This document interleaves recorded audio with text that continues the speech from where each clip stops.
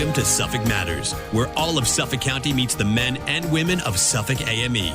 News, opinions, and insights you won't hear anywhere else. Here's your host, the president of New York's largest independent union, Suffolk AME's Dan Levler. Welcome to another edition of Suffolk Matters on Walk 97.5 and 94.3 The Shark, where Suffolk County meets the men and women of Suffolk AME. News and views you can't hear anywhere else. So my guest this morning is Ben Chiaramonte. He's an AME Executive Board Vice President. And Ben, first of all, good morning. Thanks for joining me. Morning, Dan. Thanks for having me on the show.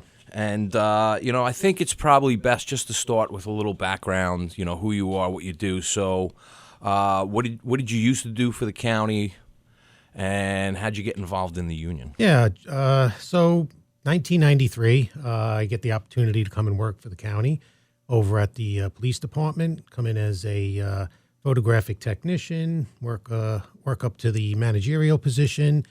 That's where I was until December 1st of 2020, when I got invited by yourself and the rest of the board members to come up and join you.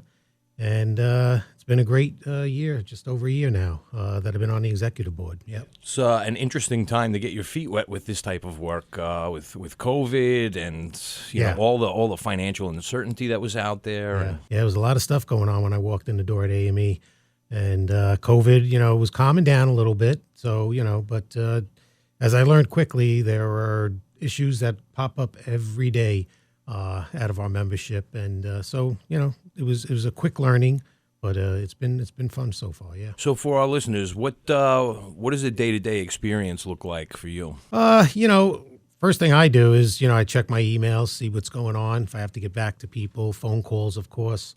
That's my thing. I like interacting with the membership, so I make sure I keep up on that. But we have, like you're aware, we have our EB meetings. We have, our board of directors meetings monthly, but internally, there's always something going on that needs attention. As you know, you put me on the MHP committee. I'm on the benefit fund as a trustee, so I'm learning all of those aspects. And there is a lot to learn of those programs that we bring to our members. Yeah, it's it's a very big responsibility when you're labeled as a fiduciary, right? You are personally liable to ensure that everything goes the right way. You're holding other people's money in trust. You're holding people's health in trust. It's a big responsibility. And I know, from your workload, I know every day brings with it a question mark. You're going to have to talk to people. You're going to have to deal with stuff. Yeah. Your day's not going to go how you planned it to go. And you're never really sure what the next thing is going to be. Right, exactly. And my wife has stopped asking me what time you'll be home. Yeah, but, I could believe that. Listen, I've said this before. It was a pleasure to, first of all, it was an honor to be asked to come up to the executive board. It's been a pleasure being there. At the unit level, I was doing this, for probably close to 15 years, most of that time as the UP over there, the unit president. And, I had a lot of great experiences over there. And I went from my nice little, neat unit of about 300 and however many people, 30 people, and getting the exposure now to the full membership has just really been an eye-opening learning experience. Liaison to 11 different units across the county out of 30. So generates a lot of work, definitely. Absolutely. And, I found that this was a very different job than I thought it was when I took it. I'm sure you found the same. And the way I kind of explain it to folks is it's kind of like being inside the yard that has a slotted fence. And so as people walk by, they can see little snapshots of things and form what they think might be going on. But when you're actually in that yard doing the work, it might be very different than what it looks like from the outside. And this is it is an all-encompassing job for sure. Yeah, no, that's a great analogy, because that's exactly what it is. And until you're there in anything, I guess, you don't see the day-to-day, and the day-to-day is very, very busy for us. And, listen, you and I sat at board of directors many years ago, and, we were doing that work, and here we are today doing the bigger work, and it's important. It's important for our members. I would be doing the wrong thing if I don't mention this, and I know you don't necessarily like that I do, but Ben was my mentor when I came onto the board of directors. I scanned the room, found somebody that I knew was doing the job, that wasn't doing the job politically to advance themselves, but did the job to advance his membership, and I shadowed him and learned how I wanted to be based on what I saw him doing. Ben, one of the things I wanted to talk to you about today is about the school crossing guards. And a couple of weeks ago, we had a bunch of our school crossing guards on the show, and we talked about how that job is so much more than just maybe holding a stop sign and putting your hand up to slow down cars. There was one of the stories that day was foiling the kidnap attempt of I think it was a 14-year-old girl. And how much more they do for the community than stand and point and maybe walk halfway into the road. The citizens of Suffolk County entrust their children once they walk out that door, or get them over to that crosswalk. They entrust them to that crossing guard, and that's a big responsibility. And our crossing guards have been there at moments where children are have some kind of issue going on, and run to that crossing guard because that's who they know and they trust. And that's a big value. That's a really big value to have as part of our membership. Yeah, and I think they exemplify our membership, that altruism. It's easiest to see in that position because, the public interacts with them, and there's a level of trust with the crossing guard that you don't necessarily have with, say, just a stranger on the street. And it demonstrates, again, that altruistic heart. They're first and foremost, they're there to serve the community. It's not about anything other than that. Yeah. But the county has recently had a hard time, hiring and retaining crossing guards. Is there anything you can think of that kind of points to why that might be? I guess there could be faceted, reasons why. I would have to say maybe it just got to a point where it just was being overlooked, where, hey, that segment of the population of AME workers is going along doing, what they're doing. But I think it became knowledge to us several years ago, I would say, that, there weren't enough workers, and maybe the hiring process was getting a little difficult and bottled down.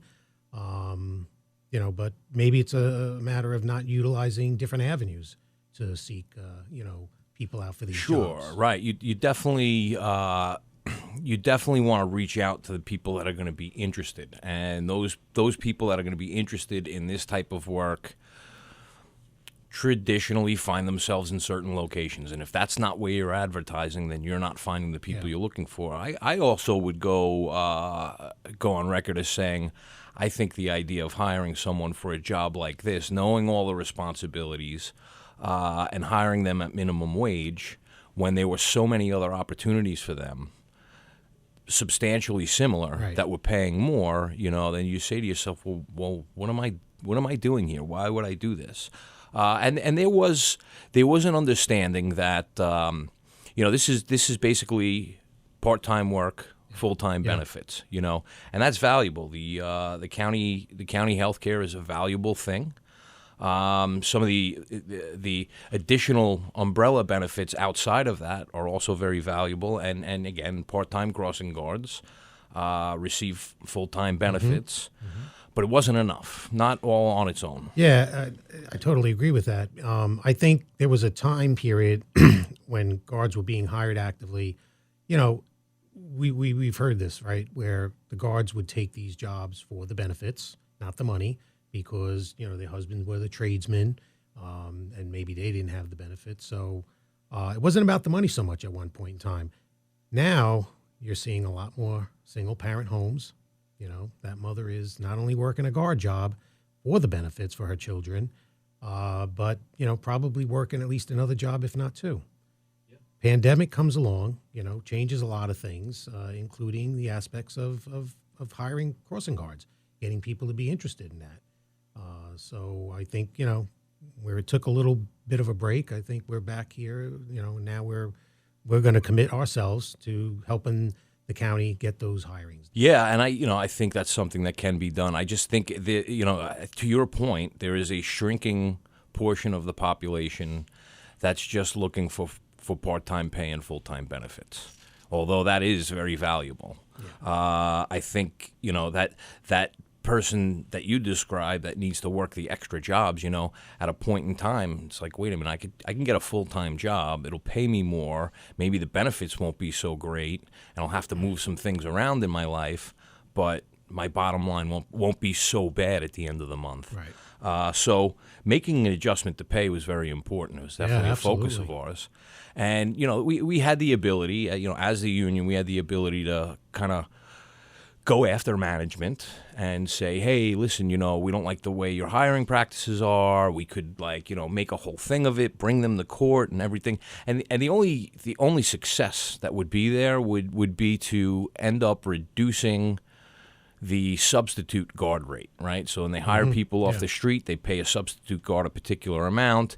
If we made a huge stink, it would have lowered the substitute. If we were successful, we would have lowered the substitute guard rate. And it would have done nothing for what we call the permanent guards, the ones that have an assigned post, that are members of the union, that get the full-time benefits and all of the full-time items that come with working full-time for the county. And so it became apparent right out of the gate that our focus needed to be on raising up this population, making this job more attractive, going to locations where we knew the folks that wanted a job like this. We've got to go to where we know they'll be. It's trying to create a rising tide situation, lift everybody up. And that's something that we did through talks with the county. We were able to settle out our complaints, raise the starting wage to $18 an hour for permanent part-time guards. Ensure that all guards, even guards that have been there for 20 years, saw everybody got a little something out of this deal. Everybody got a raise. In scenario A, nobody gets anything, and if we're successful, a population of people actually make less money. Scenario B gets everybody a raise, raises starting salary. Now you're not just addressing the hiring problem, but the retention problem as well. Yeah, and Dan, this came to our attention 3-4 weeks ago, right? That there was this idea that the guards were coming in, making more money, basically nothing was going to change for our veteran guards. And, we took that on. We had the negotiations, like you said, and today we have an agreement. We avoided going to a costly, PERB, which wasn't going to render anything really, except to, stay things where they were. So I think, like you said, we worked out something that really benefits, it elevates all the guards, and, it shows that we can do this throughout our membership when needed. And, PERB is the courts that deal with public employees. So it's the Public Employees Relations Board. State writes all the rules on this stuff, but it's handled by judges, and it makes sure that public employees have a method by which they can address issues that they have on the job. And it's a very strong court. It's a court that it sees a lot of cases. It sets a lot of precedent in the state. But in an instance like this, all we would have done was harm not just people who were going to potentially become AME members, but we were going to harm potentially, in setting precedent, other municipality workers that could have been affected by whatever the umbrella decision would have been. It was to me, it was too dangerous a gamble, right? Yeah. We really needed to do what we need to focus on, like what labor unions are about, is raising people up, not pushing people down. Yeah. And listen, it's a testament to the work that's been done, by the executive board, building the relationship with our politicians and the administration, to be able to have those kind of talks and not have to go to that route of going to a PERB thing, right? So that's become very important for our members. When we have things that come up like this, we can have those discussions instead of just running to ask somebody else to figure it out for us. And it's more beneficial. Right. And listen, in a recent Newsday article, it was mentioned that at points in time, up to 50% of the police would be on crossing posts. And that means if they were on a crossing post and an accident were to happen right in front of them, they can't leave the post. They have to remain there and handle the crossings. Sure. And again, I've said before, it's not the best use of taxpayers' resources. And on top of that, everybody's concerned about public safety. I mean, I think we saw that in the last round of elections. Most of the people that were focused on public safety issues saw themselves reelected. And I think we'll see that again this year. That's just speculation on my part at this point, but I think that the public safety issue is something that everybody gets, they understand, and an aspect of public safety is the crossing guard, but the uniformed police officers do that and so much more. And really, they should be dedicated to their function, and crossing guards should be dedicated to the function of crossing exclusively. I go a little bit beyond your point of, just having to have police officers cover those posts when guards aren't available. I was talking to one of our unit presidents, Michelle Ramirez, from Police Emergency Unit, dispatchers, right? And, she was saying this also creates a burden on their system, because now they have to get involved in figuring out how to get sector cars over to cover, units that are doing crossing guard posts. So it puts even more work on them than they already have, where they're short-staffed and, got their issues as well, right? For sure. Yeah. And, that's a department that also needs time and attention. They're currently facing issues of mandated overtime that is getting frustrating to the point where folks they're just leaving. It's not easy to find someone to take that job. It's not easy to train them to do that job. No. And to motivate them to leave, I think, is a disservice. And that's, that's a conversation or a more in-depth conversation than we should have today. But the fact of the matter is that's going to be our next priority focus. Right. Yep. Because, these are, again, another population of folks that are altruistic by nature. Mm-hmm. They don't take these phone calls and distance themselves from it. It goes with them when they come, and they generally think about when you're calling 911. It's something bad, something really bad, right. And people in a bad emotional place, and something has occurred that is not the normal, and you're reaching out for help. So again, it's that whole idea of treating people fairly, showing, and again, rate of pay is an expression of value, right? And you say, okay, well, this is a valuable person, and we can't afford not to have this person. And so, the pay and the benefits is an expression of such. And I think that we need to be able to look at titles like the crossing guard titles like the 911 call center workers, and ensure that they are properly being compensated today for the work they're doing today. There may have been a point in time where the numbers looked a little different, and the workforce looked a little different, and the responsibilities looked a little different, and we've got to revisit that. Yeah, no, and listen, I feel very good and very proud about what we were just able to accomplish for our guards.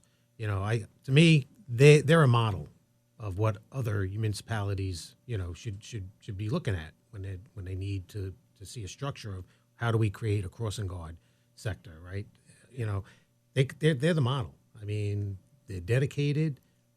They're out there. They do what they have to do, and they do it with professionalism and pride. And what we do for them, what we negotiate for them, is well deserved. And I think they're just a model. If you look right next door to our, sister county, they may not get those kind of benefits that our guards are getting. So I think we're doing well for them. And I think it's somewhere in the area of, in Nassau County, nearly half of the crossing guards get no benefits at all. Yeah. And again, in Suffolk County, I don't think that would work. I don't think we would be able to find people. It really is, and I keep emphasizing this point, but it really is part-time work with full-time benefits that drive people to this job. It can't be so low compensated that you can't afford to take the job, but you're not taking that job because you want to buy a second house. You're taking that job because you want to know that your family has quality health care coverage. Yeah. God forbid anything ever happens. Yep, absolutely. Yeah. So, Ben, we've been talking a lot about, this crossing guard position and the need for additional guards. And there may be people out listening right now that want to know more about the position. Maybe it's something that's good for them. Maybe it's something that's good for their family. Someone who's maybe currently not working that knows that maybe they could do a little bit of work and then get coverage for their whole family. I mean, I think that's pretty important. So where would somebody go to apply for this job, to learn more about it and apply? Well, first and foremost, you got to go to civil service website. There's the details about it there. But beyond that, that's, you got to get the word out, that it even exists, right? I mean, for me, I say what better resource to use than our guards that are currently here? How many friends, families that they can touch out to and say, hey, you looking for some work? This is what we got. It's been good. I think we're going to get heavily involved in that process of getting the word out. I think to just put some electronic, displays out, we've seen that happening. We've been told by our guards, hey, they got these billboards out, not billboards, but these electronic signs out by the precincts. But, while you would think that might be a good place to start, it may not be. I mean, what about your PTA meetings, your school boards, your libraries? There's a lot of resources. So we're gonna help in that effort to try and get that hiring process and retention process, which is the most important. Get that going and get more guards on the streets. I think most guards came to become guards because they spoke to someone who was a guard. Yeah. And so getting that firsthand experience, communicated, we can walk up to someone and say, hey, I heard your little presentation. I might be interested. I might not. I have a few questions. Can you tell me how this works? Can you tell me how that works? That tends to be the way you get crossing guards. And I think the best thing to do is to take school crossing guards and put them out at locations where you know that people are going to be interested in. You mentioned the signs in front of the precincts. Not everybody who wants to become a school crossing guard is motivated to walk into a police precinct. Right. They're just not. Right. They're not inclined to do that. It's not a familiar area of the world to them, and they don't know what to expect stepping into a precinct. And I believe at one time that was part of the process where each precinct would gather what they called cards of interest. So somebody would go in and say, hey, I'd like to be a crossing guard, and they'd fill out a card and they'd go on file and go up to Personnel Bureau. And my last conversation with the Police Department Personnel Bureau was that file has literally in each precinct gone down to no cards at all. So, that says that system did work maybe one time, but now we got to look at different avenues for that. I think the workers of the world have also shifted their expectations, right? Mm-hmm. What it means to be properly compensated, what it means to be properly valued, how people want to be treated, all of that's changed. I don't think that we're looking at a shortage of exclusively crossing guards. I think we're going to find across the county, in many jobs, a reduced or non-existent interest. I'm aware of lists, hundreds of people pay money, go on their own time to take a civil service test, pass the test, hundreds of people, and not a single person shows up, answers the canvas letters, or shows up. And, it's this is going to be an America problem. I don't think this is a Suffolk County problem. I don't think management did anything. I don't think anything other than the world has changed in terms of what work should look like and what it means to be valued. Yeah. Yep. So, I guess it's worth noting as well, we did set up some quick points of information and a quick access link on our website to make this process easier for anyone who's listening. So if you do have any interest in looking into crossing guard, work as a crossing guard, just visit www.suffolkame.com, and you can find a wealth of information there, and it'll actually link out to where you need to go to go through this process. So, I guess just another thing to point out, again, for those people that might be interested, www.suffolkame.com, there'll be links that'll bring you to the information you need and the application process and everything else for a crossing guard position. But another thing worth pointing out is, these school crossing guard jobs are not like other jobs in the sense these are civil service jobs. You work for the police department, and listen. During the pandemic, schools closed. There was no one to cross. Right. Crossing guards did not lose their jobs. They stayed they stayed on payroll and found spots to help out around the county. Some volunteering their time at the 311 call center, and but having a job like this comes with a degree of security in that job that you don't get in other jobs. Yeah, absolutely. I mean, listen, I couldn't imagine losing those members, right?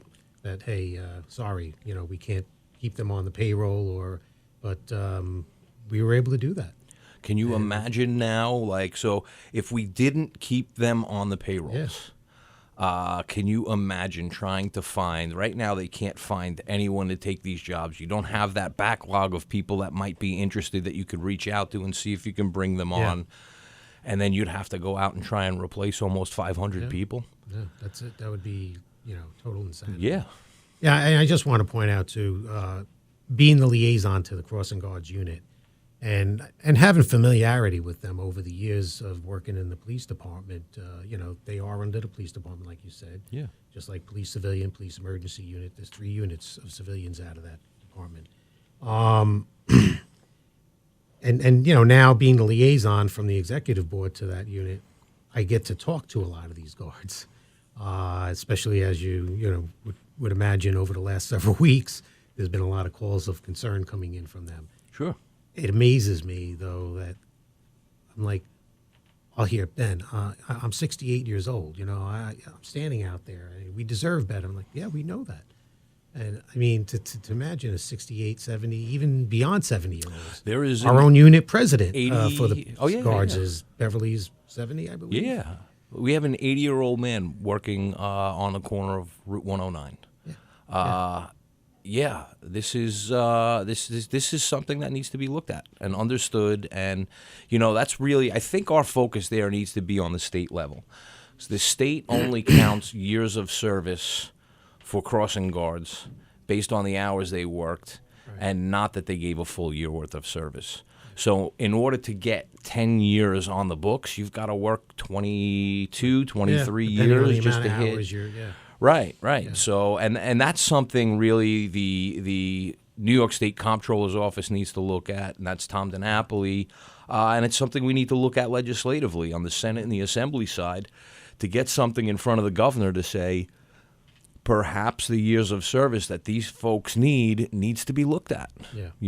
To say that someone's got to be on the job for decades before they can qualify for the lowest level of being able to leave. These are folks that qualify for Social Security, right? Yeah. They could have gone, but then they'd lose their benefits. And there really needs to be an adjustment there. That's a problem that's not lost on us. That's something that we know we're working on and we're having conversations about.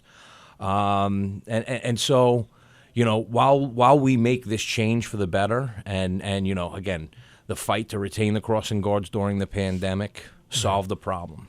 I think a fight to increase compensation for all crossing guards to get that hiring and that retention issue under control, I think that's an important step. And I think looking at how the retirement system views these folks, I think that's going to be another important step. Yep, I agree, totally. I think you talk about benefits, and again, talking with a lot of the guards, I get the sense to them, part of doing this is the enjoyment they get from the children, just interacting with the children and feeling like they're looked at like a family member, and I think for a lot of the guards, that's a big part of it as well. They know the kids, they know the parents, they get to know these families, and I got to tell you, I know from my childhood, when I was out of school entirely and I passed a crossing post with the guards that crossed me, I always waved.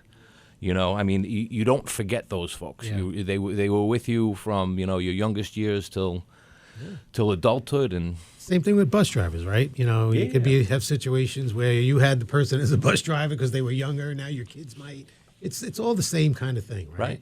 And it's about entrusting our children with really responsible, professional people. Yeah, and it's That's what we have in our guards. There's an intangible value to that, right? You can't really you can't really nail it down to a piece of paper, Yep. but it's there. And I think the administration recognizes that, and they joined with us to fix this. Well, it was my job.